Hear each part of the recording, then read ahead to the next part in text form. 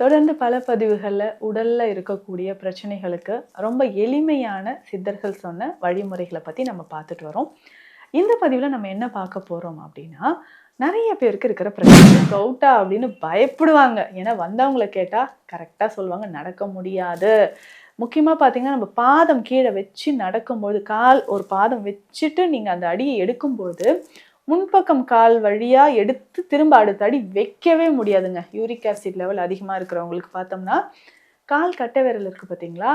அந்த இடத்துல அதிகமான வலி இருக்கும். நாளடைவில அந்த இடத்துல நல்லா ஸ்வெல்லிங், அதாவது அந்த கால் கட்டை விரல் நம்ம கால் பாதத்துல சேரக்கூடிய இடத்துல ரொம்ப பெயின், ஸ்வெல்லிங், ரெட்னஸ் எல்லாமே வர ஆரம்பிச்சுரும். இதனால உங்க உடலுக்கு ஃபீவர் கூட எங்க போய் சேர ஆரம்பிக்கும்னா, முதல்ல கால் பெருவிரல் பிக் டோல போய் உக்காந்துரும். கிறிஸ்டல்ஸ் மாதிரி சேர ஆரம்பிச்சிரும். கொஞ்ச நாளுக்கு அப்புறம் என்ன ஆகும்னா, குதிகால் வலி வர்றது, நீ ஜாயிண்ட்ல பெயின், இடுப்பு வலி இந்த மாதிரி வலிக்க ஆரம்பிச்சிரும். அங்கங்க சேர ஆரம்பிச்சிரும். இந்த யூரிக் ஆசிட் முக்கியமான ஒரு கழிவு. இது வெளியேற்றப்பட்டே ஆகணும். இல்ல ரத்தத்துல இது அதிகமாக நீங்க பிளட் டெஸ்ட் எடுத்து பார்த்தீங்கன்னாவே ரெகுலரா இத நீங்க யூஸ் பண்ணிக்கிட்டே வாங்க. நம்ம உடல்ல இருக்கக்கூடிய கழிவுகள் வெளியேறி யூரிக் ஆசிட் பிரச்சனைக்கு ஒரு பெரிய ஃபுல் ஸ்டாப் வச்சிடலாம். ஸோ இதனால ஏன்னா அவதிப்படுறவங்க நிறைய பேர் இருக்கீங்க. ஸோ என்ன அப்பப்போ பெயின் கில்லர் போட்டு வலியை மட்டும் குறைக்கிறீங்களா? அந்த தவறை செய்யாதீங்க. இதுக்கு முழுமையான தீர்வுகள் இருக்கு. ஸோ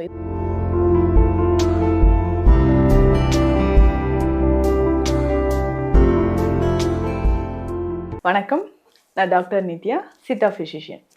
தொடர்ந்து பல பதிவுகளில் உடல்ல இருக்கக்கூடிய பிரச்சனைகளுக்கு ரொம்ப எளிமையான சித்தர்கள் சொன்ன வழிமுறைகளை பற்றி நம்ம பார்த்துட்டு வரோம்.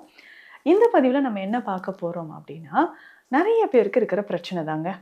இது சிம்பிளான ஒரு விஷயம் அப்படின்னு நம்ம நினைக்கிறோம். ஆனால் நாளடைவில் இது நம்மளால் நடக்கவே முடியாத அளவுக்கு ஒரு பிரச்சனையை கொடுத்துருது. அதுதான் யூரிக் ஆசிட் அப்படின்னு சொல்கிற ஒரு பிரச்சனை. கவுட் ஆர்த்ரைட்டிஸ் அப்படின்னு சொன்னால் நிறைய பேருக்கு தெரியும். ஐயோ கவுட்டா அப்படின்னு பயப்படுவாங்க. ஏன்னா வந்தவங்கள கேட்டால் கரெக்டாக சொல்லுவாங்க நடக்க முடியாது. முக்கியமாக பார்த்தீங்கன்னா, நம்ம பாதம் கீழே வச்சு நடக்கும்போது, கால் ஒரு பாதம் வச்சுட்டு நீங்கள் அந்த அடியை எடுக்கும்போது, முன்பக்கம் கால் வழியா எடுத்து திரும்ப அடுத்த அடி வைக்கவே முடியாதுங்க. யூரிக் ஆசிட் லெவல் அதிகமாக இருக்கிறவங்களுக்கு பார்த்தோம்னா, கால் கட்டை விரல் இருக்கு பார்த்தீங்களா? அந்த இடத்துல அதிகமான வலி இருக்கும்.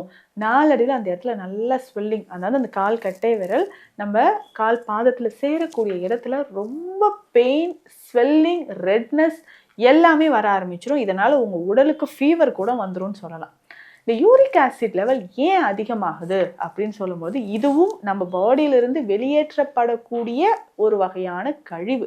ஸோ புரோட்டீன் இன்டேக் நம்ம எடுக்கிறோம். ஸோ அந்த கழிவுகள் வெளியேறணும் இல்லையா? வெளியேறாம அங்கங்க உடல்ல தேங்க ஆரம்பிச்சிருச்சுன்னா நமக்கு இந்த ப்ராப்ளம் வருங்க. மெயினாக இது எங்கே போய் சேர ஆரம்பிக்கும்னா, முதல்ல கால் பெருவிரல் பிக் டோல போய் உக்காந்துரும்.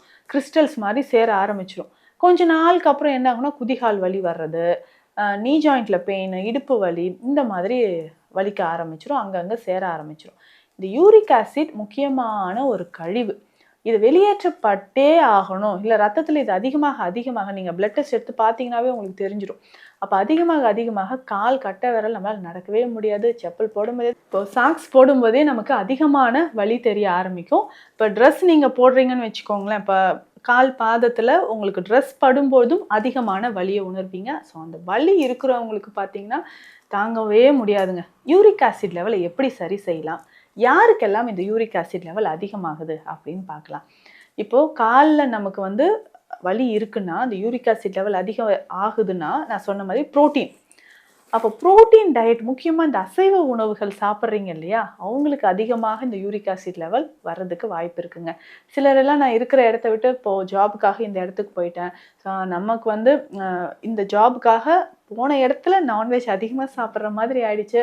நல்ல பொரித்த, வறுத்த, எண்ணெய் சார்ந்த உணவுகள் எடுக்கிறது. ஸோ இந்த மாதிரியான ஒரு ஃபுட் ஹேபிட்ஸ் வர ஆரம்பிச்சதுன்னா, அதுக்கப்புறம் தான் நீங்கள் நல்லா பார்த்தீங்கன்னா, யூரிக் ஆசிட் லெவல் உங்களுக்கு ரத்தத்தில் அதிகமாகும். இதை அப்படியே விட்டுட்டிங்கன்னா, கொஞ்ச நாளில் யூரியாவோ கிரியேட்டினோ அதிகமாகிறதுக்கு வாய்ப்பு இருக்குது. சிறுநீரகம் பாதிப்பு ஏற்படவும் வாய்ப்பு இருக்குது. ஆனால் பயப்படாதீங்க. ரொம்ப எளிமையாக இதை நம்ம மருந்துகள் மூலயமாக சித்த மருத்துவத்தில் குணப்படுத்திக்கலாம். ஒரு கம்ப்ளீட்டாக ஒரு 30 நாள் மருந்து எடுத்துகிட்டு திரும்ப டெஸ்ட் எடுத்து பாருங்களேன். நல்லாவே உங்களுக்கு யூரிக் ஆசிட் லெவல் குறைஞ்சிருக்கும். இந்த பெயின், ஸ்கின் ஸ்வெல்லிங், ரெட்னஸ் இது எல்லாமே கம்ப்ளீட்டாக நமக்கு குறைஞ்சிருக்கும். அப்போ முதல்ல நான்வெஜ் சாப்பிட்றத கம்ப்ளீட்டாக அவாய்ட் பண்ணிக்கோங்க. எண்ணெய் சார்ந்த பொருட்கள், ஸோ எண்ணெயில் பொரிச்சது, நெய் சார்ந்த உணவுகள், வனஸ்பதி இதில் செய்யக்கூடிய அந்த ஸ்வீட் பேக்கரி ஐட்டம்ஸ் இல்லையா, ஸோ இது எல்லாமே நம்ம குறைச்சே ஆகணுங்க. ஸோ அது குறைக்க உங்களுக்கு நல்ல இம்ப்ரூவ்மெண்ட் தெரிய ஆரம்பிக்கும். உணவில் இதை ஃபஸ்ட்டு அவாய்ட் பண்ணிடுங்க. அதுக்கப்புறம் நீங்கள் சாப்பிடக்கூடிய உணவு எந்த மாதிரி இருக்கணும்னா, ஒரு சாத்விக் ஃபுட், அதாவது ஈஸியாக டைஜஷன் ஆகக்கூடிய வெஜிடபிள்ஸ், ஃப்ரூட்ஸ், ஃபைபர் கண்டென்ட் இருக்கக்கூடிய உணவுகளை எடுத்துக்கோங்க. காஃபி, டீ கம்ப்ளீட்டாக அவாய்ட் பண்ணிக்கோங்க. உப்பு சார்ந்த உணவுகள் பாதி அளவு உப்பு எடுத்துக்கோங்க. அப்போ என்ன தாங்க சாப்பிட்றது அப்படின்னு கேட்பீங்க. ஸோ யூரிக் ஆசிட் லெவல் குறையணும்னா இது எல்லாம் நீங்கள் அவாய்ட் பண்ணிவிட்டு, ஸோ வெஜிடபிள்ஸ் ஒரு நாளைக்கு 2 டைப் ஆஃப் வெஜிடபிள்ஸ் நீங்கள் ஒரு 200 கிராம்ஸ் அந்த மாதிரி குக் பண்ணி எடுத்துக்கோங்க. ஸோ மதிய நேரத்தில் ரைஸை விட வெஜிடபிள்ஸ் நிறைய இருக்கிற மாதிரி பார்த்துக்கோங்க. அதுக்கப்புறமாக ஃப்ரூட்ஸ், இந்த ஃப்ரூட்ஸில் சிட்ரஸ் ஃப்ரூட்ஸை அவாய்ட் பண்ணிக்கோங்க.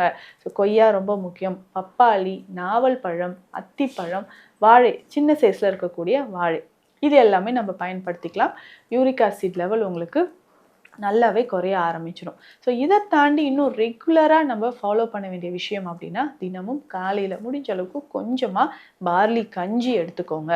ஸோ பார்லி கஞ்சி அப்படின்னா ஒரு அரை மணி நேரம் பார்லி ரைஸ் எவ்வளோ தேவையோ உங்களுக்கு சின்ன கப் அளவுக்கு, 1/4 கப் அளவுக்கு எடுத்துகிட்டு ஊற வச்சாலே போதும். 1/2 அன் ஹவருக்கு அப்புறம் இதை நல்லா பாயில் பண்ணிவிட்டு கொஞ்சம் மிளகு, சீரகம் சேர்த்து, பூண்டெல்லாம் சேர்த்து இதை நீங்கள் எடுத்துகிட்டு வரலாம். ஸோ இந்த மாதிரி எடுக்கும்போதும் நம்ம உடலில் இருக்கக்கூடிய யூரிக் ஆசிட் லெவல் குறைய ஆரம்பிக்கும். இதில் முக்கியமாக இன்னும் ஒரு விஷயம் சொல்கிறேங்க, பூண்டு.